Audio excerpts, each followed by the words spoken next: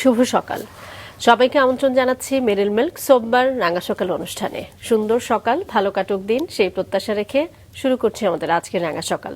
2 ঘন্টা জুড়ে আয়োজন রয়েছে, পুরো রাঙা সকাল পরিবার আছে। একই সঙ্গে থাকছি কাজী রওশনারা সাকি, আচ্ছা আমি মাসুক। শুভ সকাল আমার তরফ থেকেও। সুন্দর একটি সকালের কথা আমরা তখনই বলতে পারি যখন আমাদের আবহাওয়া, ভূপ্রকৃতি সবকিছু মিলিয়ে আসলে একটা সুন্দর আবহাওয়া তৈরি হয়। আজকের দিনটিও তার ব্যতিক্রম নয় এবং পাশে আছে সাকি। সাকির কাছে চলে যাচ্ছি। শুভ সকাল। শুভ সকাল মাসুক, কেমন আছো? খুব ভালো আছি, ভীষণ স্নিগ্ধ লাগছে। ধন্যবাদ তোমাকেও ভীষণ ভালো লাগছে এবং বিশেষ মানুষ রয়েছেন আমাদের সঙ্গে। একদম আমরা দেরি করতে চাই না, একদম। চলো দর্শককে জানাই। চলো। প্রিয় দর্শক, আমাদের আজকের রাঙা সকালের অতিথি দুর্যোগ ব্যবস্থাপনা বিশেষজ্ঞ এবং উন্নয়ন সংগঠক গওহার নঈম ওয়ারা। চলুন তাকে স্বাগত জানাই। শুভ সকাল স্যার। শুভ সকাল। কেমন আছেন? জি ভালো আছি। ভীষণ সুন্দর একটি নাম, কে রেখেছিল? এটা আমার দাদা রেখেছিলেন। আচ্ছা, আমরা কি অর্থটা জানতে পারবো? এটা অর্থটা নঈমান হচ্ছে আল্লাহর নিয়ামত, আর গওহর হচ্ছে খুব মূল্যবান একটা পাথর, আর ওয়ারা আমাদের পদবী আর কি। আচ্ছা আচ্ছা, দারুণ। স্যার, আমরা পুরোটা সময় জুড়ে আপনার জীবনের প্রতিটি গল্পই জানার চেষ্টা করব, কিন্তু তার আগে অতি সাম্প্রতিক সময়ে বাংলাদেশের প্রকৃতিতে এক ধরনের যে বিপর্যয় এসেছে আমি বলবো, বা মানুষের মধ্যে একটা ভয়ের সৃষ্টি করেছে, ভূমিকম্প, এটা নিয়ে আপনি কি বলবেন? এটাতে আমাদের প্রস্তুতি খুব কম এবং আমরা খুব কম জানি এটা সম্পর্কে। যে কারণে এখনই যদি স্টুডিওতে কিছু হয় আমরা সবাই দৌড়ে দরজার দিকে যাব, যেটা ঠিক না। এইগুলো খুব ছোটখাটো জিনিস। যে কজন মারা গেল গত ভূমিকম্পে, এর বেশিরভাগই মারা গেছে দৌড়ে পালাতে গিয়ে বা জাম্প দিয়ে পড়ে। যারা ঘরের মধ্যে ছিল এমন কেউ মারা যায়নি। তার মানে হচ্ছে যে আমাদের যে জায়গাটাই আছে এই জায়গাটার নিরাপদ কোনটা, যেমন এই স্টুডিওর নিরাপদ কোনটা হতে পারে, আমরা সেখানে গিয়ে আশ্রয় নেব। প্রথমে নিজের মাথাটা ঢাকবো, ছোট হয়ে বসবো এবং মাথাটা নিচু করে রাখবো। এটা হলো বেসিক জিনিস, যেটা স্কুলেই শেখানো যায়। আমাদের স্কুলে তো সব স্কুলে ফিজিক্যাল ইনস্ট্রাক্টর আছে, সকালে পিটি হয়। এই সময় যদি প্রতিবার বারবার করে এটা বলা হয়, তাহলে কি এরকম ছোটাছুটি করবে না এবং মারা যাবে না আর কি। সেটা একটা দিক আমাদের, এটা ছোটবেলা থেকে শেখানো দরকার, এটা বারবার বলা দরকার। শুধু ভূমিকম্প আসলে এটা নিয়ে আলোচনা হবে তা না, এটা নিয়ে সবসময় কথা বলা দরকার। ভূমিকম্প ছাড়াও আমাদের নগরের যেটা বড় দুর্যোগ, যেটা নিয়ে আমরা প্রায় ভুলে গেছি, সেটা হচ্ছে আগুন। আমরা তো বেলি রোডের আগুনের কথা আমরা ভুলে গেছি। এখন আবার সেই রেস্টুরেন্ট, ওপেন স্কাই রেস্টুরেন্ট হচ্ছে, বহুতলা উপরে করছে, কিন্তু সেখানে কোনো নিরাপত্তা নাই। এইগুলো আমাদের খুব ভাবিয়ে তোলে এবং এই জিনিসগুলো আমাদের ব্যবস্থাপনার মধ্যে আনতে হবে। আর ফায়ার ডিফেন্স যেটা আছে আমাদের, আমরা fire brigade and civil defence বলি, সিভিল ডিফেন্স পার্টটা আমাদের শক্তিশালী করতে হবে। এই বিষয়গুলো আসলে স্যার আমরা আরো বিস্তারিত আপনার কাছে পুরো সময় জুড়েই শুনবো। আমরা একদমই আপনার শৈশবে চলে যেতে চাই। কুষ্টিয়ার সেই দিনগুলো কেমন ছিল? আমাদের শৈশব খুবই রিচ ছিল বলবো। এখন হয়তো বাবা মা রিচ হয়েছে, কিন্তু তাদের শৈশবটা খুবই প্রভাটির মধ্যে চলে গেছে। এটা চাইল্ডহুড প্রভাটি বলে। আমরা নদীতে সাঁতার শিখেছি। এখনকার দিনে কোনো শিশু এটা কল্পনা করতে পারবে না যে তার বাবা মা তাকে নদীতে নিয়ে যাবে অথবা নদীতে ছেড়ে দেবে সাঁতার শেখার জন্য। আমরা গাছে চড়েছি, এখন তো কেউ গাছে চড়ার, এইসব নিয়ে যে শৈশব, সেটা খুবই প্রাণবন্ত এবং খুব আমি বলবো এটা রিচ একটা শৈশব আমরা কাটিয়েছি। এবং বোধহয় আমাদের পরে জেনারেশন যারা নতুন আসছে, তারা এটা তারা মিস করবে। এটা তারা বুঝছে না, কিন্তু যত বড় হবে তত এটা মানে প্রকৃতির কাছ থেকে শেখা, গাছের নাম জানা, ফুল চেনা, পাখি চেনা। এখন পাখি বলতে তো শুধু কাকি বোঝায় বোধহয়, তো আর কোন পাখি আমরা চিনিও না। এবং পাখিদের ভিতরে যে সম্পর্ক, সেটাও আমরা ছোটবেলায় শিখেছি। যে কাক এসে কোকিলের বাসায় ডিম পাড়ে, কোকিল কেন ডাকে? আমরা বলি বসন্ত আসছে তাই কোকিল ডাকছে। কোকিল তো ডাকে গর্ভ যন্ত্রণা, সে ডিম পারবে, বাসা খুঁজে বেড়াচ্ছে। এগুলো সব আমরা ছোটবেলায় শিখেছি, আমাদের বই পড়ে শেখাতে হয়নি। এখন বইয়েও এগুলো নাই। ফলে প্রকৃতিকে যে জানার একটা সুযোগ ছিল আমাদের শৈশবে, সেটা মানে খুবই সমৃদ্ধ সুযোগ ছিল।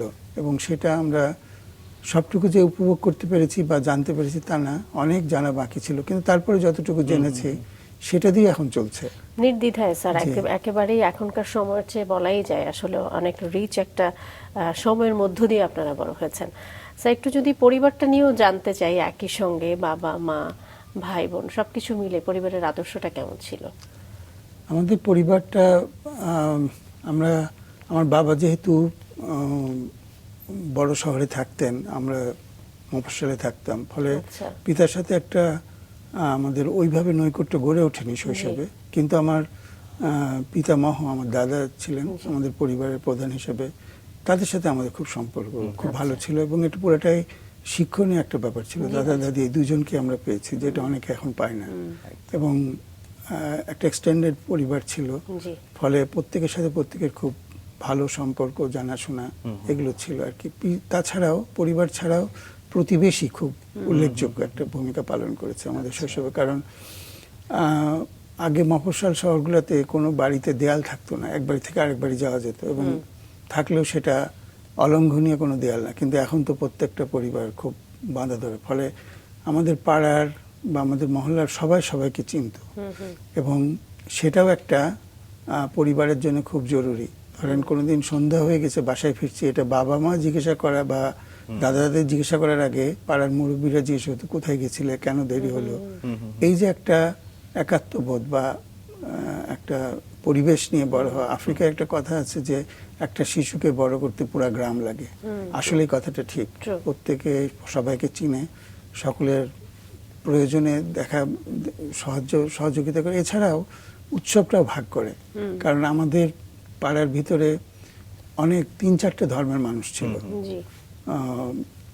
খ্রিস্টান ছিল, হিন্দু ছিল, মুসলিম ছিল, মুসলিমদের মধ্যে ভাগ ছিল, কেউ শিয়া, কেউ আমাদের আরেকটা এটা খুবই রেয়ার, এখন থাকে না, আমাদের পাড়ায় একটা ইহুদি পরিবারে বসবাস করত। তো ফলে প্রত্যেক ধর্মের সম্পর্কে একটা জানাশোনার সুযোগ হয়েছিল, এবং ওই উৎসবগুলো আমরা খুব ভাগ করতাম, প্রত্যেকে শেয়ার করতাম, সেটা খুব মধুর ছিল। নিশ্চয়ই নিশ্চয়ই স্যার। আমরা আরো জানবো, ছোট্ট করে আগে আপনার সম্পর্কে দর্শকদেরকে জানাতে চাই, তারপর ফিরতে চাই। দর্শক, গওহার নঈম ওয়ারা বাংলাদেশের দুর্যোগ ব্যবস্থাপনা, মানবিক সহায়তা এবং শিশু অধিকার সুরক্ষার ক্ষেত্রে 4 দশকেরও বেশি সময় ধরে নেতৃত্ব দিয়ে আসছেন। ঢাকা বিশ্ববিদ্যালয়, ক্রেনফিল্ড ইউনিভার্সিটি এবং যুক্তরাষ্ট্রের অ্যাডভোকেসি ইনস্টিটিউটে উচ্চশিক্ষা ও প্রশিক্ষণ গ্রহণ করে Oxfam, Action Aid, Save the Children ও ইউনিসেফ সহ আন্তর্জাতিক সংস্থায় তিনি দুর্যোগ ঝুঁকি হ্রাস, শরণার্থী ব্যবস্থাপনা ও মানবিক মানদণ্ড বাস্তবায়নে গুরুত্বপূর্ণ ভূমিকা পালন করেছেন। Kurdistan, Somalia, Myanmar, Bharat, Nepal ও পাকিস্তানে তার কাজ আন্তর্জাতিকভাবে প্রশংসিত। তিনি বাংলাদেশের প্রথম দুর্যোগ ব্যবস্থাপনা প্রশিক্ষণ ম্যানুয়াল তৈরিতে যুক্ত ছিলেন এবং 1993 সাল থেকে বাংলাদেশ ডিজাস্টার ইয়ার বুক সম্পাদনা করছেন। স্পিয়ার এবং INEE সহ আন্তর্জাতিক মানবিক দলিল বাংলায় অনুবাদ ও প্রচারে তার ভূমিকা ঐতিহাসিক। বিশ্ববিদ্যালয়ে শিক্ষকতা এবং মানবিক খাতে প্রশিক্ষণ প্রদান করে তিনি নতুন প্রজন্মের বিশেষজ্ঞ তৈরি করেছেন। তার গ্রন্থ ৭১-এর সামাজিক ইতিহাস ও কুষ্টিয়া ৭১, থানাপাড়া ও অন্যান্য জেনোসাইড মুক্তিযুদ্ধ গবেষণায় গুরুত্বপূর্ণ সংযোজন। আমরা আবার তার কাছে চলে যেতে চাই। স্যার, গল্প শুনছিলাম, একেবারে শৈশবের গল্প বলছিলেন, একেবারে আসলে খুব রঙিন একটা শৈশব ছিল। পাড়া প্রতিবেশী, বাবা মা এবং বিশেষ করে একটা একান্নবর্তী পরিবারেই বড় হয়েছেন। ক ভাই বোন ছিলেন স্যার? আমরা 6 ভাই 1 বোন। আচ্ছা, আপনার অবস্থান? আমি পঞ্চম, আমার পরে আরেকটা ভাই ছিল, এখন কেউ নাই, এখন আমি একা আছি। আচ্ছা, তো এই যে একটা একান্নবর্তী পরিবার, সেখানে তো আসলে শিখবার সুযোগটাও অনেক বেশি ছিল। একটু যদি দাদা দাদির দিক থেকেই জানতে চাই, যে যদিও আপনি বলছেন যে আপনার অবস্থান ছিল পঞ্চম, বাবা মা তাদের তো একটা চাওয়া পাওয়া থাকেই, দাদা দাদির ক্ষেত্রে আসলে সেই বিষয়গুলো কেমন ছিল? ওনারা একটা ইউনিভার্সিটির মতন ছিল, সবকিছুই আমরা শিখেছি মূলত দাদা এবং দাদির কাছ থেকে। একটা জিনিস, আমরা যে চৈত্র সংক্রান্তি করি, এটা আমাদের বাংলাদেশের একটা অনুষ্ঠান, ওইটা কিন্তু একটা অডিটও হয়। যেমন আমার দাদি বলতেন যে আজকে আমরা বাড়ির চারিপাশ থেকে যে শাক আছে এইগুলা কুড়ে নিয়ে আসে, এইটা রান্না হবে। তখন বুঝতাম না, তখন মনে হতো এত কষ্ট দিচ্ছে, কিন্তু পরে বুঝলাম যে এইটা একটা, উনি অডিট করতেন যে গত বছরে যে 7 রকমের শাক ছিল, এবার কি একটা বেশি হলো নাকি 2টা কমে গেল, যেটা কমে গেল ওই জায়গায় অন্য কিছু হয়েছে কিনা, এটা উনি বলতে পারতেন বা বুঝতে পারতেন। তারপরে বীজ সংরক্ষণ, কোন পাত্রে কোন বীজটা রাখতে হবে এবং কোন বীজটা রান্নাঘরে রাখা লাগবে, কোনটা ঘরের ভিতরে রাখা লাগবে, এগুলো উনি খুব ভালো পারতেন, এগুলো ওনার কাছ থেকে শেখা। তো এটা মানে এটা শুধু পরিবারের কাজে আসে তাই না, জীবনেরও কাজে আসে এবং অন্যেরও কাজে আসে, এবং দুর্যোগ ব্যবস্থাপনা এটা একটা বিরাট ভূমিকা রাখে। গাছ চেনা, এই যে শাকসবজি চেনা, মাছ চেনা, এবং আমাদের বাড়িতে কোনো মাছের ইয়ে ছিল না যে এই মাছটা খাবো না, মাছটা নেবো না, এটা না। প্রত্যেকটা মাছের সাথে আমার পরিচয়, আমি মাছ দেখলেই বলতে পারি এটা কি মাছ। বাজারে আমাকে কেউ ওটা বুঝাতে পারবে না যেটা এই মাছ না ওই মাছ। তো এইগুলো তাদের কাছ থেকে পাওয়া, এবং হাতের জিনিস তৈরি করা। আর দাদার কাছ থেকে যেটা আমরা বেশি পেয়েছি সেটা হচ্ছে যে যেমন ধরেন আমরা খুব ছোটবেলায় উনি বাজার করতেন, আমাদের বাজারে নিয়ে যেতেন, এবং বাজারে যাওয়াটাও কিন্তু একটা শিক্ষা, কিভাবে নেগোশিয়েট করতে হয়, কোন জিনিসটার সাথে কোন জিনিসটা কিনতে হয়, এবং সবজি কোনটার সাথে মাছ কোনটা কিনলে হবে। সবসময় সব পাওয়া যেত না, কিন্তু এটা আমরা বুঝতে পারতাম যে উনি কেন এটা খুঁজছেন।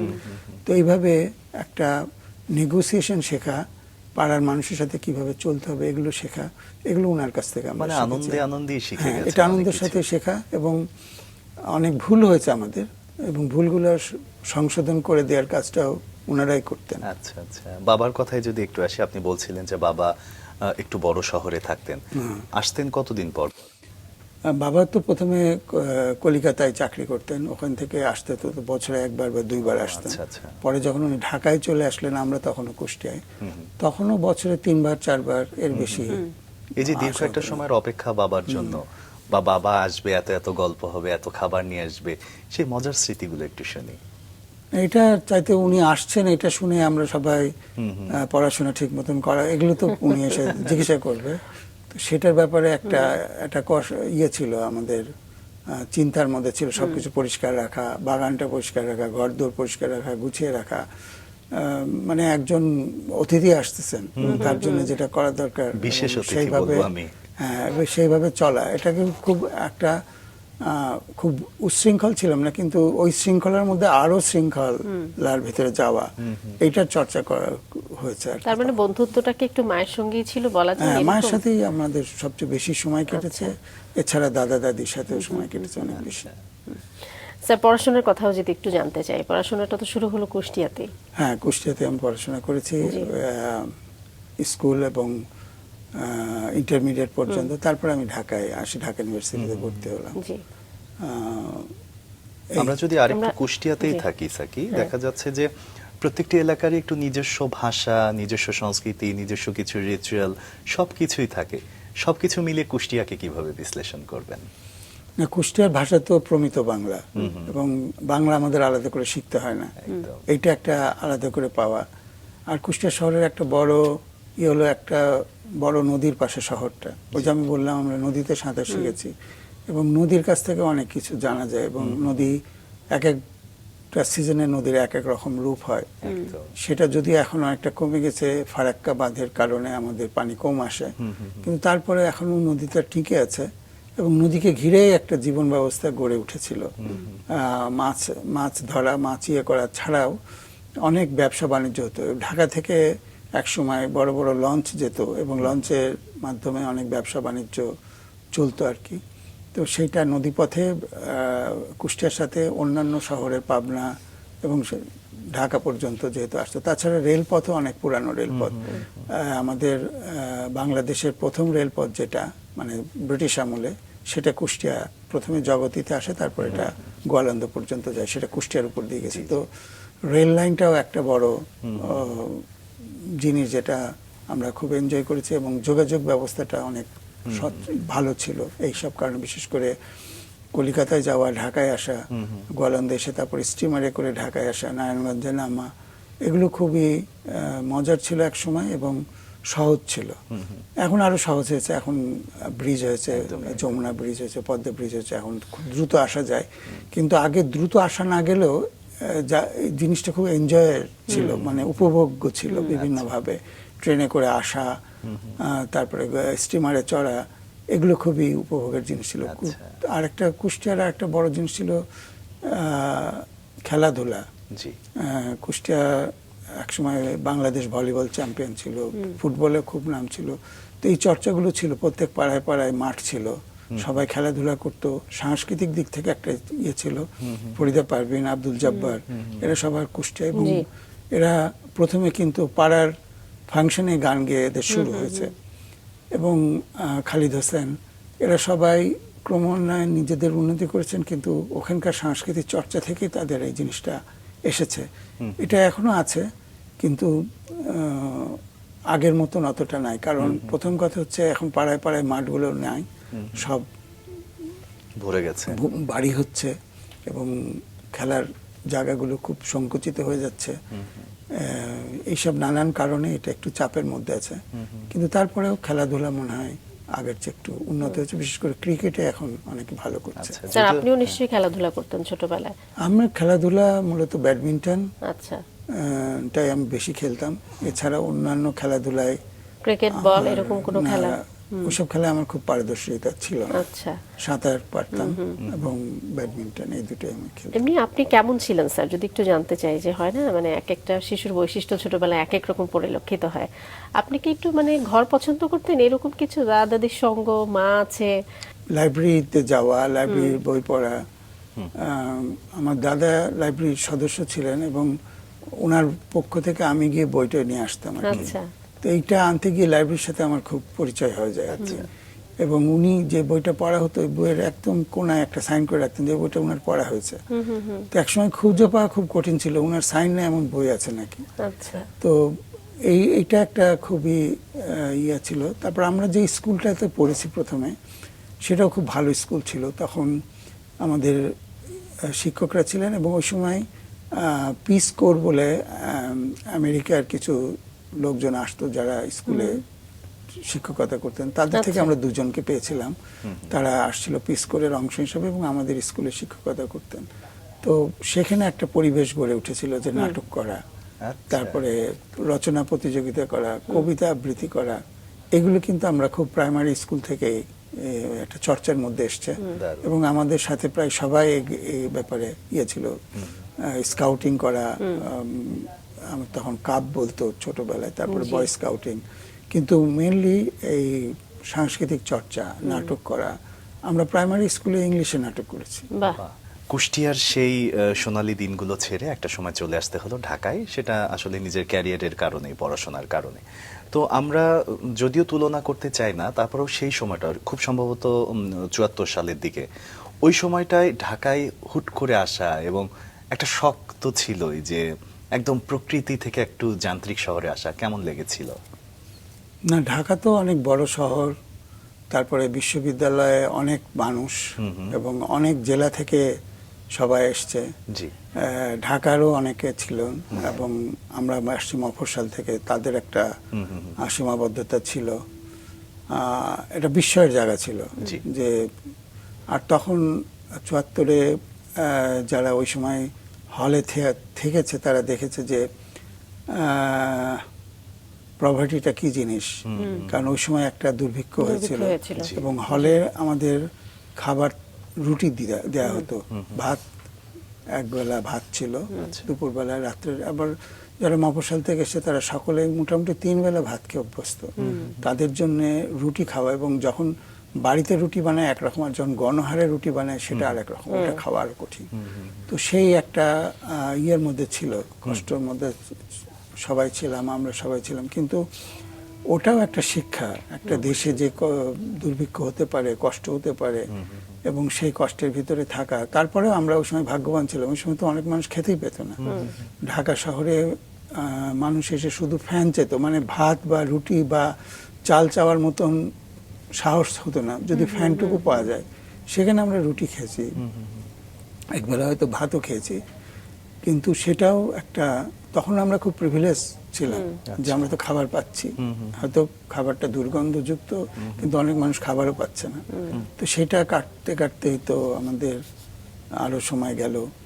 আমরা 75-এর একটা মর্মান্তিক পর্যায়ে পার হলাম। তখন তো ইউনিভার্সিটি বন্ধ হয়ে যেত প্রায়, অনির্দিষ্টকালের জন্য বন্ধ হতো। সেটাও একটা অভিজ্ঞতার ব্যাপার। তারপরে আস্তে আস্তে আমরা থিতু হলাম যে ইউনিভার্সিটি পড়াশোনা। ডাকসু নির্বাচন হলো এক সময়, অনেক বছর পরে। তো সেইভাবেই আমরা বিশ্ববিদ্যালয়ের জীবনটা আমরা এনজয় করেছি। আচ্ছা আচ্ছা। ওখানে শিক্ষার অনেক সুযোগ ছিল, হয়তো আমরা কিছুটা সময় অন্যভাবে ব্যয় করেছি, সামাজিক কারণে বা রাজনৈতিক কারণে আমরা অতটা সময় পাইনি, কারণ আমরা সবাই পিছিয়ে গিয়েছিলাম, কারণ যারা যাদের ৭৯ সালে বেরোনোর কথা তারা হয়তো ৮১-৮২ সালে বেরোচ্ছে। ছাত্র রাজনীতি করেছেন স্যার? হ্যাঁ, ছাত্র রাজনীতি ডাইরেক্টলি আমি করি নাই, আচ্ছা। কিন্তু সমর্থন ছিল হয়তো, মানে হলে নির্বাচন হচ্ছে, কাউকে না কাউকে সমর্থন দিতে হবে, সেগুলো ছিল। কিন্তু ওই যে আমরা পিছিয়ে যাচ্ছিলাম প্রায় ৩ বছর ৪ বছর করে, আমাদের বিভিন্ন সময়ে আমাদের বেরোনোর কথা ছিল ৭৯ সালে, আমরা ৮১ সালে বেরিয়েছি। তো এইটা একটা বড় মানে সেশন জটটাই ছিল, সেশন আসলে জটটা প্রচন্ড আপনার বিশ্ববিদ্যালয়ের জীবনের একটা এখন অবশ্য বাধা। সেটা আর নাই। স্যার, বিশ্ববিদ্যালয় জীবন তো আসলে মানুষের জীবনের অনেক গুরুত্বপূর্ণ একটা জায়গা, যেখান থেকে অনেক চিন্তার বিকাশ ঘটে। আপনার কাছে জানতে চাইবো যে পেশাগত জীবনে যে ভবিষ্যতে এমন কিছু করবেন বা এমন বিষয়গুলোর সাথে সংযুক্ত হবেন, ওই সময় কোনোভাবে আপনি বুঝতে পেরেছিলেন বা বিকাশ ঘটেছিল সেই চিন্তাটার? না, বিশ্ববিদ্যালয়ে থাকতে বা তার আসার আগেই, যেমন আমাদের ৬৯ সালে একটা বড় ঝড় হয় ঢাকায়, এবং ঢাকাতে সেটা ছিল ঘূর্ণিঝড়ের মতন।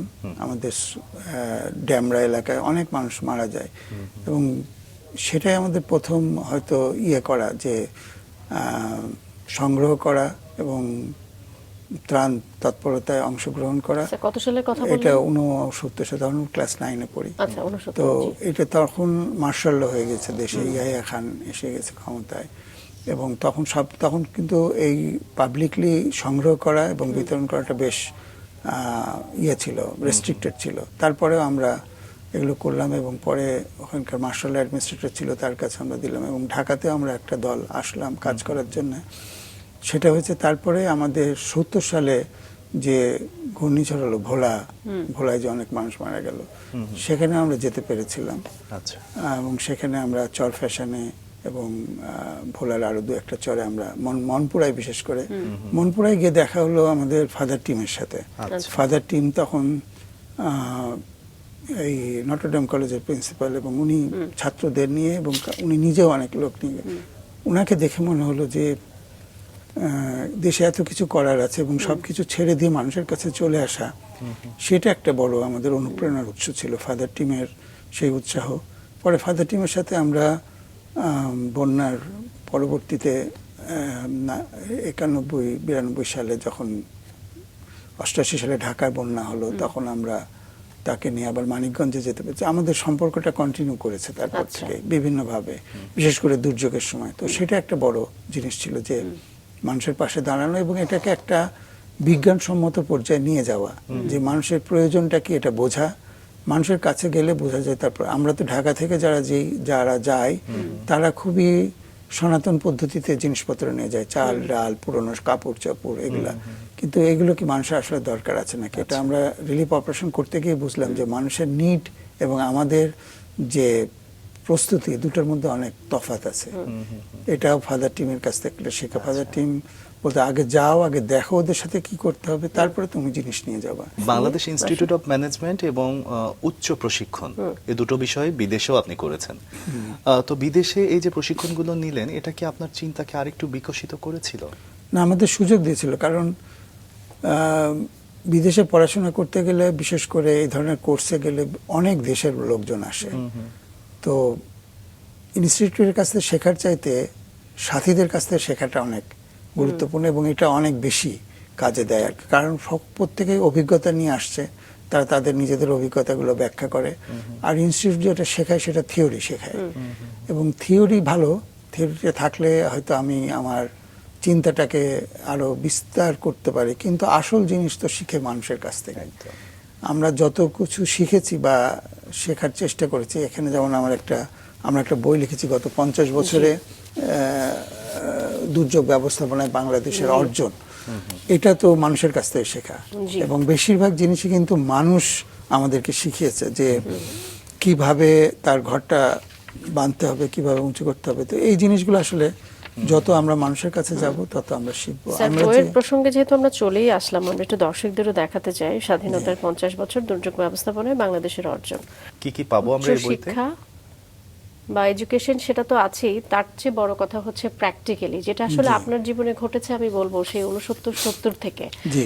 যেটা আপনি বলছিলেন যে ফাদার টিমের সঙ্গে আপনি কাজ করেছেন, তখন আপনি স্কুলে পড়েন এবং সেটাকে আপনি ধারণও করেছেন এবং সেই জায়গা থেকেই আপনি আস্তে আস্তে সামনে এগিয়ে গেলেন এবং আপনার ভেতর হয়তো একটা বিষয়ে কাজ করলো যে আপনি এই দুর্যোগ ব্যবস্থাপনা নিয়ে আপনি কাজ করবেন। স্যার, বই নিয়ে যেহেতু কথা বলছি, একটু আরেকটা বইও এখানে আছে, কুষ্টিয়া 71, থানাপাড়া অন্যান্য জেনোসাইড। এই বইটা নিয়েও যদি একটু শুনি, বইগুলো নিয়ে আমরা একটু শুনতে চাই এবং একই সঙ্গে আমরা একটু দর্শকদেরকেও জানাই। জি স্যার, বলুন প্লিজ। এটা হলো যে 71 সাল আমাদের জীবনে একটা বড় জি পাওয়া, যদিও খুব দুঃখের পাওয়া, কিন্তু একটা বড় পাওয়া। ওখানে 71 সালে অনেক জেনোসাইড হয়েছে।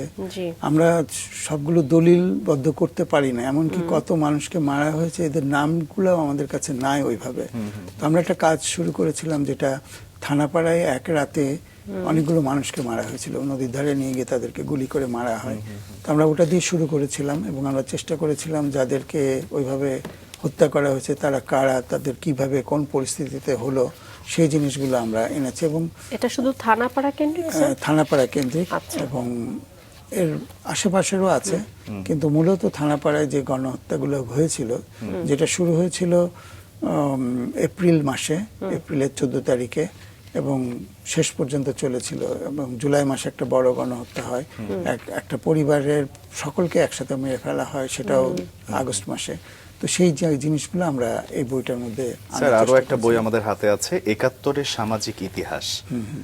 এখানে আসলে সামাজিক বিষয়গুলো উঠে এসেছে যে আসলে 71 বলতে তো আমরা শুধু অনেকেই শুধু যুদ্ধটা বোঝাই, যে কোন রণাঙ্গনে কে যুদ্ধ করেছে, কিন্তু দেশের মধ্যে যারা ছিল তারাও কিন্তু অনেক যুদ্ধ করেছে।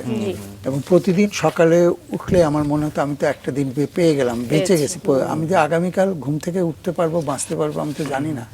এবং বিশেষ করে নারীদের প্রচন্ড অবদান ছিল 71-এর যুদ্ধটাকে সামনের দিকে নিয়ে যাওয়া এবং মানুষকে টিকিয়ে রাখা। অনেক অনেক জিনিস আমি এই কাজ করতে গিয়ে দেখেছি।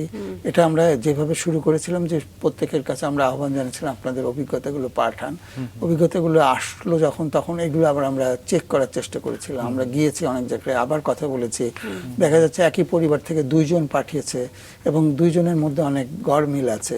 এটা স্মৃতির কারণেই হয়েছে, মূলত ইচ্ছা করে না।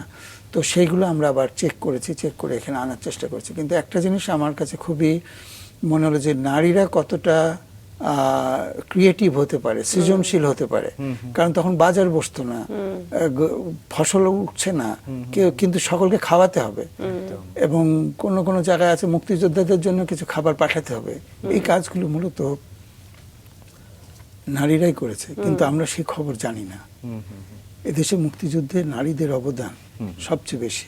আচ্ছা, একটা বলি আমি, তখন আমাদের খুব লবণের ক্রাইসিস ছিল, অন্য অনেক জিনিসের ক্রাইসিস ছিল। লবণের ক্রাইসিস হলো কারণ 70-এ যখন ঝড় হলো, ঝড় হওয়ার পরে ওটা লবণ উৎপাদনকারী একটা অঞ্চল, ফলে তারপরে মার্চ মাস আসলো, লোকজন যুদ্ধ হচ্ছে, কেউ আর লবণ উৎপাদন করতে পারে, লবণের একটা ঘাটতি দেখা দিল। 71-এ লবণের ঘাটতি, এবং পরে স্বাধীনতার পরেও লবণের ঘাটতি আরো প্রকট ছিল, কারণ একটা ফসল মারা গেলে ওটা করতে অনেক সময় লাগে। এখন আমি খুলনায় গিয়ে দেখলাম, যখন নারীদের সাথে কথা বলছি, তা আমি বললাম যে আপনারা কি করতেন? তো বলে যে আমরা তো রাত্রে নারকেল গাছ পাহারা দিতাম। নারকেল গাছ পাহারা দিবেন কেন? ও তো এত বড়, মনে না আমরা ছোট গাছগুলো বেশি পাহারা দিতাম। কেন? বলে নারকেলের যে ডাল আছে, এই ডালের রসটা নিয়ে পানিতে গরম করলে লবণ হয়। তো সেটা আমরা করতাম এবং অনেকে আসতো এগুলো নিয়ে যেতে, তো সেই জন্য আমাদের গাছগুলো পাহারা দিয়ে খুব দরকার হতো। এখানে কিন্তু শেষ না, মজার ব্যাপার হলো এই একই গল্প আমি রংপুরে গিয়ে পেলাম, নারীরাই বলছে। তাহলে এটা যে যারা প্রথমে টেস্ট করলো, এই খবর ওই সময় কিভাবে রংপুর, দিনাজপুর, পাবনায় পৌঁছালো, তাদের সূত্রটা কি? তখন তো মোবাইল ফোন ছিল না, কিন্তু এই যে নারীদের ভিতরে কিন্তু একটা নেটওয়ার্ক আছে, কোনো না কোনো ভাবে এটা চলে যায়। তো সেটাও একটা গুরুত্বপূর্ণ ভূমিকা 71 সালে ছিল। আমি একটা গল্প বললাম, এরকম অনেক গল্প আছে যেখানে দেখা যাবে যে নারীরা পরিবারকে রক্ষা করার ক্ষেত্রে এবং মুক্তিযুদ্ধটাকে এগিয়ে নিয়ে যাওয়ার ক্ষেত্রে এবং সাহস জোগানোর ক্ষেত্রে একটা বিশাল ভূমিকা। সেই গল্পগুলোই আমরা মূলত এখানে আসি। পুরুষদের গল্প আছে, কিন্তু নারীদের গল্পটা যেহেতু কেউ বলে না, এটা তো আসলে চিরন্তন যে নারীরা যুগে যুগে সৃষ্টিশীল এবং নারীদের কারণে যুগের পর যুগ সভ্যতা টিকে আছে, টিকে থাকে। এজন্য হয়তো কাজী নজরুলও বলে গেছেন, স্যার, জ্ঞানের লক্ষ্মী, গানের লক্ষ্মী, শস্য লক্ষ্মী নারী। চমৎকার। আমরা বলতেই পারি স্যার তাহলে বইগুলো নিরীক্ষাধর্মী। নিরীক্ষা ধর্মী না, এটা আসলে মানুষের কথা আছে এখানে। এটা মানুষ সমাজের নিজেই কথা আছে। বলেছে, এটা প্রত্যক্ষদর্শীদের বয়ান থেকে নেওয়া হয়েছে। অনেক জায়গায় তারা হত্যা কেউ দেখেছে সেটাও আছে, কিন্তু মেইনলি আছে তারা কিভাবে বেঁচেছিল, তারা কিভাবে প্রতিদিনটা ইয়ে করেছে। একটা শিক্ষকের কথা আছে যিনি সনাতন ধর্মে, তখন তো অনেকে চলে গেছে, উনি যান নাই শুধু থেকে গেছে তা না, উনি স্কুল চালিয়েছে, মানে বাড়িতে জি।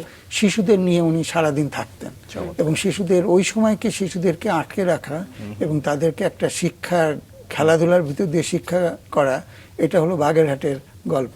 তো এরকম অনেকেই ছিল যারা দেশের মানুষকে রক্ষার জন্য, শিশুদেরকে রক্ষার জন্য, নারীদেরকে একটা স্পেস দেওয়ার জন্য কাজ করেছে। সেই জন্য আমরা যুদ্ধটা জিততে পেরেছি। জি, তার মানে লেখালেখিটা কি স্যার পরিণত বয়সে এসে তো পরিণত ভাবেই লিখলেন, আমরা সেই জায়গাটিতে আসবো আপনার লেখার বিষয়গুলো নিয়ে। কিন্তু একটু জানতে চাই লেখালেখিটা শুরু হলো কখন? ছোটবেলা থেকে আপনি বলছিলেন যে খেলাধুলায় খুব একটা আগ্রহ ছিল না, কিন্তু সাংস্কৃতিক লেখাটা আসছে কর্মকাণ্ড আসলে ছিল, বই পড়ার অভ্যেস ছিল। স্কুলে একটা রচনা প্রতিযোগিতা হতো, আচ্ছা। সেখান থেকেই আসলে লেখালেখি শুরু। আমি ক্লাস 1-এ একটা রচনা লিখলাম এবং সেখানে ফার্স্ট হয়ে গেলাম। তো আমি ভাবতে পারি না যেটা ফার্স্ট হওয়ার মতন কোনো কিছু হচ্ছে, কিন্তু তারপরে শিক্ষকদের অনেক উৎসাহ ছিল, যখন হতো এই তুই লেখ, তুই পারবি, তারপর উপস্থিত বক্তৃতা, এগুলাতেও বিতর্ক প্রতিযোগিতা, এগুলো স্কুল থেকেই। আগে স্কুলে বৃহস্পতিবারে, তখন যেহেতু বৃহস্পতিবারে হাফ হতো, বৃহস্পতিবারে হাফ সেশনের পরে প্রত্যেক স্কুলে একটা পারফরমেন্স হতো, কেউ গান বলতো, কেউ ছবি, মানে কেউ কবিতা পড়তো, এটা ছিল স্কুলে। আবার স্কুলে লাইব্রেরি ডে ছিল একটা, প্রত্যেক ক্লাসে একটা করে লাইব্রেরি আলমারি থাকতো, সেখান থেকে বই নিত, এইগুলো ছিল। তো এইগুলো অনেকটা হেল্প করেছে। স্যার, শিক্ষা জীবন শেষ করে আপনি একই সাথে সরকারি এবং বেসরকারি দুই জায়গা থেকেই অভিজ্ঞতা নিয়েছেন, আমরা একটু সেই জায়গাটা শুনি। না, আমার চাকরি বলতে যেটা, প্রথমে আমি গণস্বাস্থ্যে জয়েন করি এবং সেখানে একটা পত্রিকা বের হতো, এখনো বের হয়, মাসিক গণস্বাস্থ্য। তো এটা স্বাস্থ্য বিষয়ক মূলত লেখালেখি, এবং এখানে তখন একটা, যেখানে ডাক্তার নেই, ডেভিড ওয়ার্নারের একটা বই আছে যে হোয়ার দেয়ার ইজ নো ডক্টর, সেটার অনুবাদ করা এবং এটা ছাপানো হতো ওখানে। শিশুদের নিয়ে, স্বাস্থ্য নিয়ে কিছু আন্তর্জাতিক গ্রন্থ, সেগুলো বাংলা অনুবাদ করে দিয়ে আমি মূলত এই কাজগুলোই করতাম। তাছাড়া আমি রিপোর্টিং এরও কাজ করেছি, কোনো স্বাস্থ্য সম্পর্কে কোনো বিশেষ ইস্যু হলে সেটাও আমি করতাম, ওখানে কাজ করি। তারপরে আমি সরকারি চাকরিতে চলে যাই। আচ্ছা, শিক্ষা জীবন শেষ করে যখন শিক্ষকতায় ঢুকলেন, এটা আসলেই অনেক দারুণ একটা ব্যাপার। কি বিষয় নিয়ে পড়াচ্ছিলেন? আমি দুর্যোগ ব্যবস্থাপনায় পড়াতাম, এবং দুর্যোগ ব্যবস্থাপনার মধ্যে আমার যে পেপারটা ছিল সেটা হচ্ছে শিশু সুরক্ষা, দুর্যোগ ব্যবস্থাপনায় শিশু সুরক্ষা। এটা আমার মেন, অন্যান্য বিষয় পড়িয়েছি, কিন্তু দুর্যোগ ব্যবস্থাপনায় চাইল্ড প্রোটেকশন ইন ইমার্জেন্সি, এইটা আমার পেপার ছিল আর কি, এটা আমি পড়াতাম। এবং স্যার আপনার লেখালেখি তো আমরা দেখেছি যে শিশু অধিকার, নদী, জেনোসাইড, এই বিষয়গুলোকে আপনি মূল লক্ষ্য হিসেবে নিয়ে লিখেছেন, শরণার্থী সংকট। এই ক্ষেত্রগুলো লেখার অনুপ্রেরণা, বা যদি জানতে চাই যে ইচ্ছা শক্তি, সেটা আসলে কোথা থেকে আসলো? না, শিশুদের নিয়ে লেখার ক্ষেত্র হলো কি, আমরা আসলে এমন একটা সমাজে বসবাস করি যেখানে শিশুদের আমরা চোখেই দেখি না, একটা চাইল্ড ব্লাইন্ড সোসাইটি। এটা নিয়ে যে ধরেন আমাদের ভূমিকম্পের কথা প্রথমে বলছিলেন, ভূমিকম্পের পরে অনেকেই অনেক কিছু কি করতে হবে না করতে হবে ইস্যু করছে, কিন্তু শিশুদের কথাটা কোথাও না আপনি দেখতে পাবেন। একটা আমরা মনে করি যে আমাদের সোসাইটিটা হচ্ছে সক্ষম পুরুষের সোসাইটি, এখানে কোনো নারীও নাই, কোনো শিশুও নাই, সবকিছু পুরুষের জন্য চিন্তা করা হয়, ভাবা হয়, কিন্তু শিশুদেরকে ভাবা হয় না ওইভাবে। আবার দেখেন, যারা শিশু নিয়ে অধ্যয়ন করে নাই তারা কিন্তু শিশুদের কথা ভাবে। আপনি যদি একটা সেলুনে যান, যারা চুল কাটে, আমরা তাদেরকে নাপিত বলি, খুবই ছোট একটা কাজ করে, কিন্তু সে শিশুকে বুঝে গেছে। সে একটা ছোট মোড়া রাখবে, একটা ছোট বই রাখবে, একটা খেলনা রাখবে, শিশু যেন এসে মজা পায় সেটা করবে। এমনকি যারা এই যে রেস্টুরেন্ট করেছে, আজকাল দেখবেন রেস্টুরেন্টে একটা চাইল্ড কর্নার করে দেয়, যাতে মা বাবা একটু বসে খেতে পারে, ওরা খেলাধুলা করবে। এই যে শিশু মনস্কতা, এইটা আমাদের সমাজে নাই আর কি। আমাদের প্রত্যেক বাড়িতে তো টয়লেট আছে, শিশুর কথা ভেবে কোনো টয়লেট আছে? সে তাকে বলছে যে হাত ধুয়ে আয়, সে পাচ্ছে না, সে True, true. ইয়ের মধ্যে তার পানি, একটা ছোট টুল রাখলে কিন্তু সে দাঁড়িয়ে বেসিনটা ইউজ করতে পারে। এই যে ছোটখাটো জিনিস, যেহেতু আমি শিশুকে নিয়ে ভাবি না, আমরা তো বলি যে আমি ওকে মানুষ করেছি, মানে শিশুটা তো মানুষ না, বড় করাকে আমরা বলি মানুষ করেছি। জি। তো এই সবগুলো আমাকে খুব চিন্তিত করেছিল, সেই জন্য শিশুদের নিয়ে একটু লেখা, তাদের সমস্যাগুলো বলা। জি। শুধু শিশু না, শিশু কিশোরদের, যেমন দেখবেন আমাদের পাবলিক পরীক্ষা যখন হয় এবং যারা তার আশানুরূপ ফল করতে পারে না, তারা সবাই সুইসাইড করে। আমাদের এসএসসি পরে, এইচএসসি পরে দেখবেন অনেক ছেলে মেয়ে, এবারও এইচএসসি রেজাল্টের পরে প্রায় 14টা কিশোর কিশোরী সুইসাইড করেছে, এবং হয়তো আমরা খবর পেয়েছি যে মারা গেছে, যে চেষ্টা করেছে তার খবর তার আসে না। এগুলো তো এদের সংখ্যা অনেক। এই যে বিষয়গুলো নিয়ে এদের একটা মানসিক সহযোগিতা দরকার, এটা নিয়ে কেউ ওইভাবে ভাবে না। এটা কিন্তু স্কুলের যখন পরীক্ষা হয়ে যায় বা পরীক্ষার পরে আগে এগুলো নিয়ে মা বাবার সাথেও আলোচনা করা উচিত। তো এটা টিচারদের একটা বড় দায়িত্ব। আপনার চিন্তা ভাবনা, আপনার লেখালেখি, আপনার কাজ একটু যদি জানতে চাই যে আপনার এই কাজগুলোর মধ্যে মানে কোন কাজটাকে আসলে আপনি সবচেয়ে বেশি প্রভাবশালী বলবেন? শিশু অধিকার নিয়ে কাজ করা, নাকি দুর্যোগ ব্যবস্থাপনায় আপনি যে গুরুত্বপূর্ণ অবদান রেখে চলেছেন সেই বিষয়গুলো কোনটাকে আপনি তুলে নিয়ে দুর্যোগ আসবেন? ব্যবস্থাপনার মধ্যেও শিশু আছে। আছে, জি। শিশু নাই এমন কোনো জায়গা নাই, আমাদের এমন কোনো কাজ নাই যেটা দিয়ে শিশু কোনো না কোনো ভাবে প্রভাবিত হচ্ছে। এমনকি ধরেন আমরা যখন টেলিভিশনে খবর দেখায় বা ইয়ে দেখায়, আমরা মনে করি এটা বড়দের জন্য, কিন্তু শিশু দেখছে, আমরা কোনো সময় ভাবি না তার মনে এটা কি প্রভাব পড়তে পারে। এই যে ভূমিকম্প হলো, তারপরে যে সমস্ত দৃশ্য আমরা দেখাচ্ছিলাম, এটা শিশুর মনে একটা প্রভাব পড়বে। আমাদের সব কাজেরই কিন্তু একটা প্রভাব শিশুদের মধ্যে। এই যে ধরেন বড়দের জন্য নাটক হচ্ছে, এখানে তো ধরেন আমাদের নাটকগুলোতে দেখবেন খুব ভায়োলেন্স থাকে, একটা ভার্বাল ভায়োলেন্স থাকে, খারাপ কথা বলা থাকে, একটা যে শারীরিক অঙ্গভঙ্গিতে ভায়োলেন্স থাকে, চোখ ইয়ে করে রাঙানো থাকে, আবার ডাইরেক্ট ভায়োলেন্স থাকে, থাপ্পড় মারে দিল।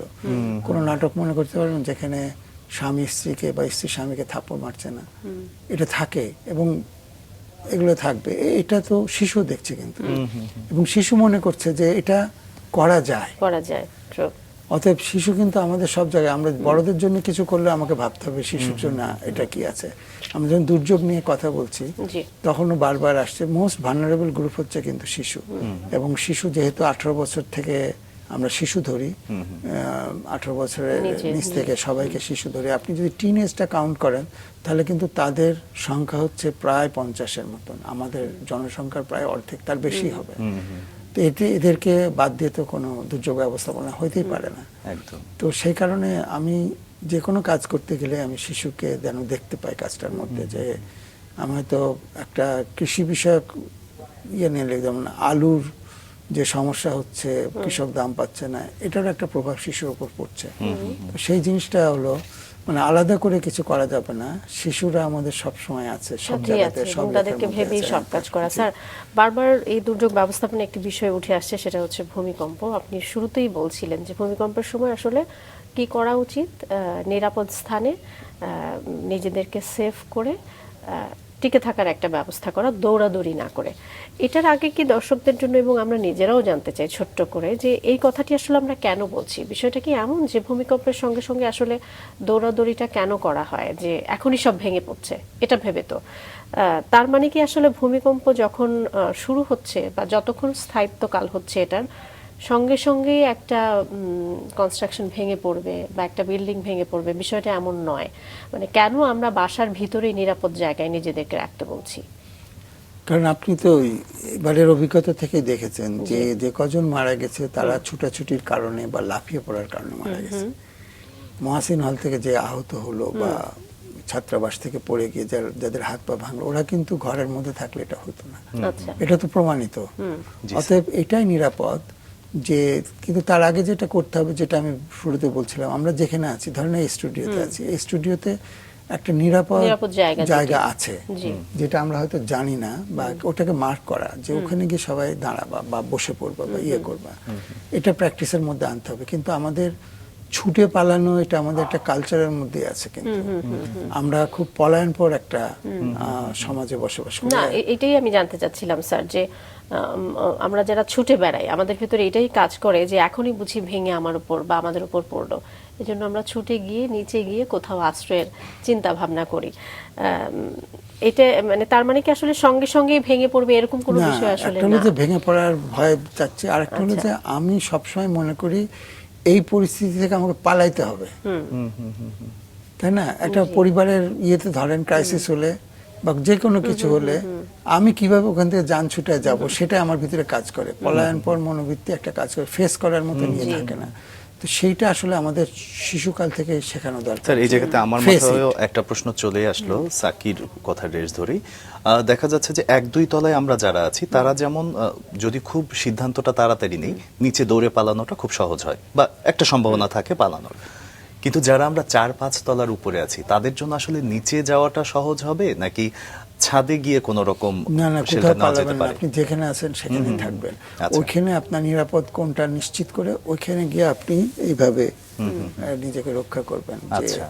মাথা বাঁচিয়ে ছোট হয়ে বসে নিজেকে রক্ষা করা। আচ্ছা। এবং আর কিছু কিছু জিনিস আছে, যদি একান্তই ভেঙে পড়ে, আপনি যেমন একটা বাঁশি রাখা, আপনি তখন চিৎকার না করে, চিৎকার করলে ধুলাবালিগুলো আপনার নাকের মধ্যে চলে যাবে, না দিয়ে বাঁশি বাজানো, একটা ছোট বক্স রাখা, যে তৈরি করে রাখা যেখানে আমার জিনিসগুলো থাকবে। এবং ইয়েতে যে কোনো ভূমিকম্প প্রবণ যে সমস্ত শহর আছে, যেমন লস অ্যাঞ্জেলস আছে বা টোকিও, ওখানে বলেন জাপান বলেন, তারা কিন্তু ঘরের সাথে একটা ছোট বাক্স সবসময় রাখে, যে ইমার্জেন্সি কিটের মধ্যে যদি যেতে হয় আমরা এটা কিটটা নিয়ে বেরোবো বা এটাকে সাথে রাখবো। এই ধরনের কিছু প্রস্তুতি আমাদের রাখা উচিত। কিন্তু যে জায়গায় আছি এই জায়গায় আমাকে সেফ স্পেসটা খুঁজে বের করতে হবে এবং সেখানে গিয়ে আমি নিজেকে রক্ষা করতে পারবো। এবং আল্লাহ না করে যদি বড় কিছু হয় তাহলে উদ্ধার কর্মীরা আসবে, তারা আপনাকে চিহ্নিত করতে পারবে। কিন্তু আপনি যদি এই যে যারা মারা গেল সবাই তো ছুটে পালাতে গিয়ে মারা গেছে, অথবা দেখতে গিয়ে মারা গেছে। স্যার, আপনি উদ্ধার তো কর্মীদের বেরিয়ে কথা- গেলেন, হ্যাঁ। বেরিয়ে গিয়ে নিজের বিল্ডিং এর দিকে তাকায় আছেন, আপনার সকল বিল্ডিংটা আপনার উপর ভেঙে পড়তে পারে। অতএব নিজের গৃহকোণের সেফ জায়গাটা খুঁজে বের করে এবং সেখানে থাকাটা। আশার আলোর কথা যেটা বলছিলেন যে উদ্ধার কর্মী, আসলে বাংলাদেশ কি, আপনি যেহেতু একজন বিশেষজ্ঞ, আপনার কাছেই জানতে চাইবো যে এই ধরনের উদ্ধার কার্যক্রমের জন্য প্রস্তুত? না, সেটাই একটা বড় জিজ্ঞাসার চিহ্ন আছে ওখানে।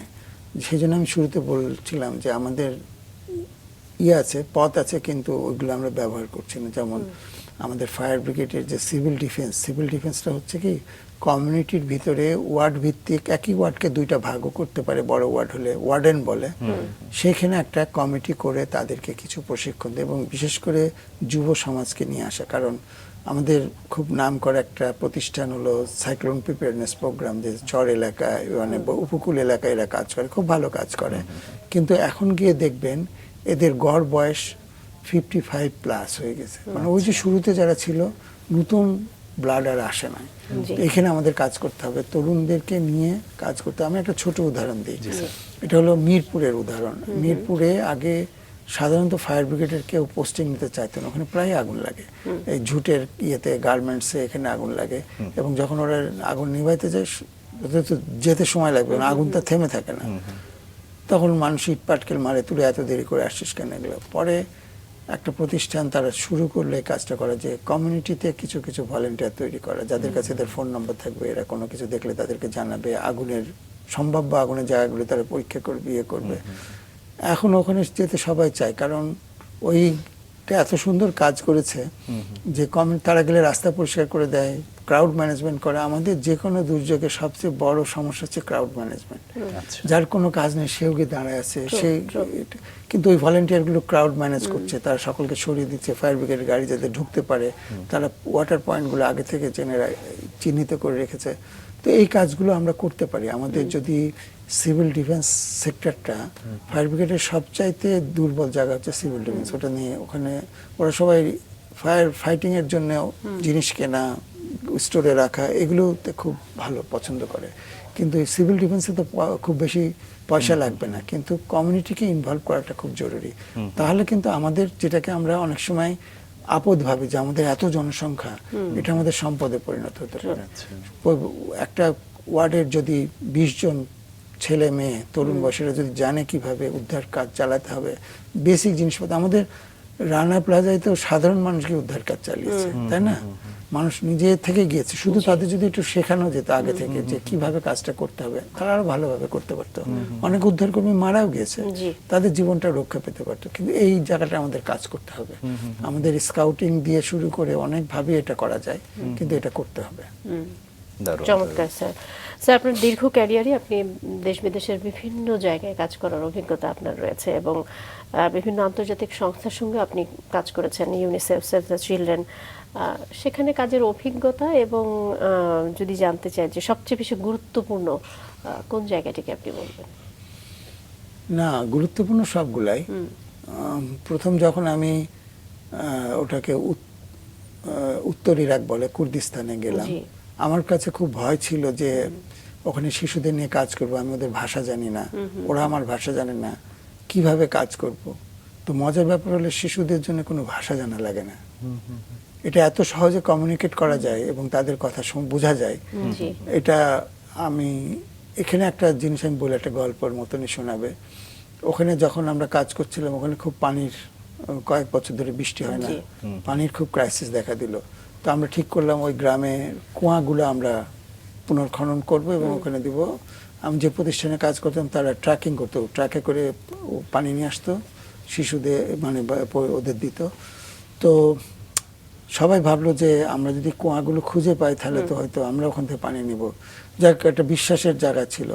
তো আমরা শিশুদের সাথে কথা বলতে বলতে একটা মেয়ে, কত হবে 12-13 বছর বয়স হবে বা তারও কম হতে পারে, সে বলল আমাকে যে তোমরা শুক্রবারের দিন আসো নামাজের সময়, আমরা তোমাকে সবকিছু। সে দেখেন সে কত চিন্তা করেছে, শুক্রবারের নামাজে বয়স্ক মানুষগুলো সবাই মসজিদে থাকবে, মায়েরা রান্না করতে থাকবে, তাদের হাতে অডেল সময়। তো একটা জায়গায় বসলাম আমরা, ওরা তখন ওই মাটিতে ম্যাপ এঁকে দেখালো যে কোন কোন বাড়িতে কুয়া আছে যেগুলো আমাদের পরিষ্কার করা দরকার হবে। এটা তো আমরা ভাবতে পারি না। আমাদের যখন অফিস এসে বললাম, সবাই বলে না ছুটির দিন আমরা যাব না, কিন্তু যাই জোর করে একরকম নিয়ে গেলাম। But it is very I opening. পরে বড়দের সাথে যখন বললাম, বলে তোমরা জানলে কিভাবে? যেভাবে হোক জেনেছে, কিন্তু কাজটা হলো। আরেকটা জিনিস আমরা যেটা করতাম, যেটা ভুল করতাম, সেটাও কিন্তু শিশুরা আমাদের বলে দিল কিভাবে। যেটা আমরা যখন পানি দিতাম, পানি দেওয়ার সময় একটা জিনিস চিন্তা করা হতো, যাদের ফ্যামিলি যত বড় সে তত বেশি পানি পাবে। আচ্ছা। ওই শিশুরা আমাদের বললো এটা তোমাদের ভুল। বললাম কেন? বললো যে পরিবারের শিশুর সংখ্যা বেশি সেই পরিবারে পানি বেশি লাগে, চমৎকার। তোমরা এইভাবে করো। একদমই ট্রু। এবং আসলে এটা খুব দরকার। ওই শিশু ইয়ে করে, পেশাব পায়খানা করছে, তার পানি ধোয়ানোর জায়গা লাগে, তার ইয়ে লাগে, তাদের পানি খরচ বেশি হয়। একদমই তো তাই। সেটা একটা বড় এটা জিনিস। কিন্তু আমরাও জানি না, কিন্তু কিন্তু আমাদের মাথায় আসছে যে রেশন দিতে হবে, বড়দের যে পরিবার বেশি সে বেশি সেখানেই পাবে, পানি বেশি পাবে। কিন্তু যে পরিবারের শিশু বেশি তারা বেশি পাবে। এটা শিশুদের কাছ থেকে শেখা। আমি তো ওদের ভাষাও জানতাম না। জি, জি। তো এই জিনিসগুলো আসলে শেখার অনেক জায়গা নিশ্চয়ই। ছিল। দারুণ একটা ব্যাপার। একই সাথে স্যার আপনার কাছে জানতে চাইবো যে বাংলাদেশের প্রথম জাতীয় দুর্যোগ ব্যবস্থাপনা ম্যানুয়াল তৈরি করতে গিয়ে আপনি কিছু চ্যালেঞ্জের সম্মুখীন হয়েছিলেন, ছোট্ট করে, কারণ আমরা চলে এসেছি আমাদের আয়োজনের শেষের দিকে।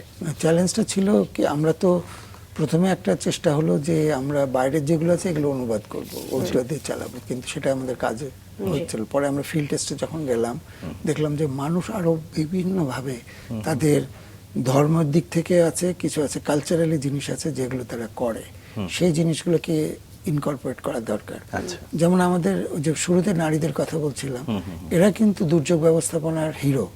তারা জানে যে পাটের শাক শুকায় রাখা, আচার তৈরি করে রাখা, একটা চুলা তৈরি করে রাখা যেটা বর্ষার সময় সে ব্যবহার করবে, একটা হাঁড়ির মধ্যে বা একটা পাত্রের মধ্যে রাখা, এই জিনিসগুলো আমরা ঢুকাতে পেরেছি। এবং বিশেষ করে গবাদি প্রাণীর যে সুরক্ষার ব্যাপার, সেটা ওই বাইরের বইয়ে যেভাবে আছে আমাদের দেশের মানুষ সেইভাবে করে না, তারা অন্যভাবে করে।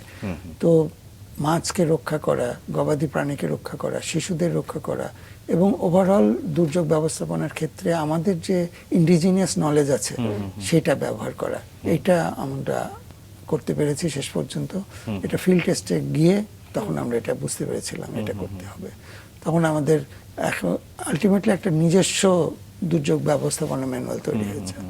জি, সো আপনি ব্র্যাকের দুর্যোগ ব্যবস্থাপনা এবং জলবায়ু পরিবর্তনের ক্ষেত্রেও সেই কর্মসূচির নেতৃত্ব আপনি দিয়েছেন। সেখানে কোন পরিবর্তনগুলো এনেছিলেন যদি জানতে চাই? এটা আমি এখনো বলতে পারি, এখনো সেটা তারা চর্চার মধ্যে রেখেছে। এই যে ব্র্যাকের পুরো বিল্ডিং এর ভিতরে নিরাপদ জায়গাগুলো কোনগুলো চিহ্নিত করে ওখানে আঁকিয়ে দেওয়া আছে যে এই জায়গায় আপনি আসেন, এটা একটা। আরেকটা জিনিস হচ্ছে আমরা দুর্যোগ ব্যবস্থাপনার ক্ষেত্রে কমিউনিটিকে ইনভলভ করে কিভাবে কাজ করা যায়। ব্র্যাক আসলে কাজ করার অনেক স্কোপ আছে ব্র্যাকে, এবং ব্র্যাকের যে সংগঠিত গ্রুপ, বিশেষ করে নারী গ্রুপগুলো আছে, তাদেরকে আমরা একটা পাইলট ভিত্তিতে কিছু টাকা দিয়েছিলাম, যে টাকাটা তারা নিজেরাই চালাবে এবং পরবর্তী দুর্যোগের সময় তারা ওটা ব্যবহার করবে। এটাও খুব ভালোভাবে কাজ করেছে। আচ্ছা, সেটা স্যার আপনার কি মনে হয় যে বাংলাদেশের দুর্যোগ ব্যবস্থাপনায় কোন কোন ক্ষেত্রগুলোতে আরো বেশি কাজ করা দরকার? আমাদের দুর্যোগ ব্যবস্থাপনায় সবচেয়ে বড় কাজ করা দরকার কিভাবে আমরা কমিউনিটিকে ইনভলভ করতে পারি এবং কমিউনিটির যে রেজিলিয়েন্স পাওয়ার আছে সেটাকে আমি বাড়াইতে পারি। সেটা হলো আমাদের সবচেয়ে বড়। আরেকটা হলো যে পৃথিবীতে দেখবেন সেই দেশের দুর্যোগ ব্যবস্থাপনায় ততটা শক্তিশালী যে দেশে লোকাল গভর্নমেন্ট বা স্থানীয় সরকার এটার সাথে সম্পৃক্ত আছে। আমরা স্থানীয় সরকারকে সম্পৃক্ত করে এবং কমিউনিটিকে যদি সম্পৃক্ত করতে পারি, তাহলে কিন্তু আমাদের দুর্যোগ ব্যবস্থা, কারণ আমরা তো বহু বছর ধরে দুর্যোগের ভিতর দিয়ে বাংলাদেশের মানুষ বসবাস করছে। হাজার বছরের আমাদের ইতিহাস আছে যে কিভাবে দুর্যোগকে আমরা বন্যার সাথে, বনের সাথে কিভাবে বসবাস করতে হয়। তো সেটা তো তাদের নলেজে আছে, সেটাকে আমাদের শক্তিশালী করতে হবে, বাইরের কোনো জিনিস দিয়ে হবে না।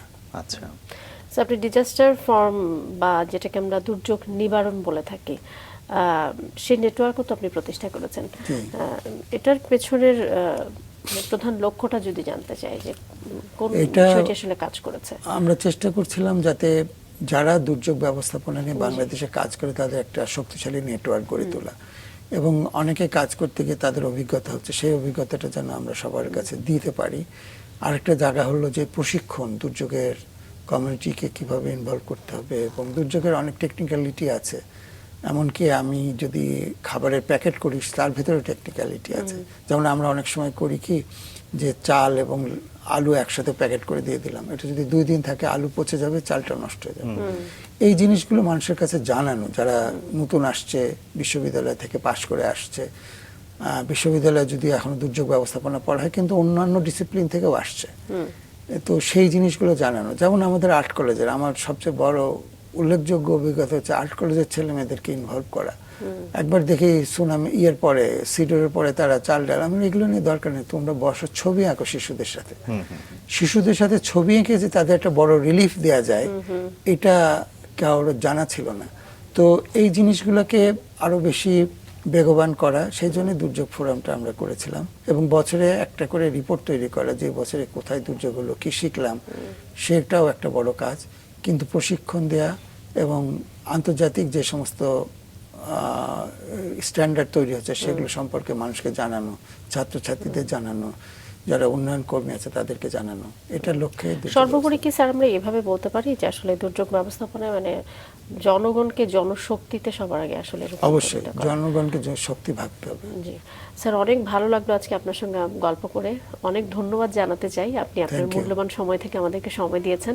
অনেক অনেক শুভকামনা আপনার জন্য। Thank you.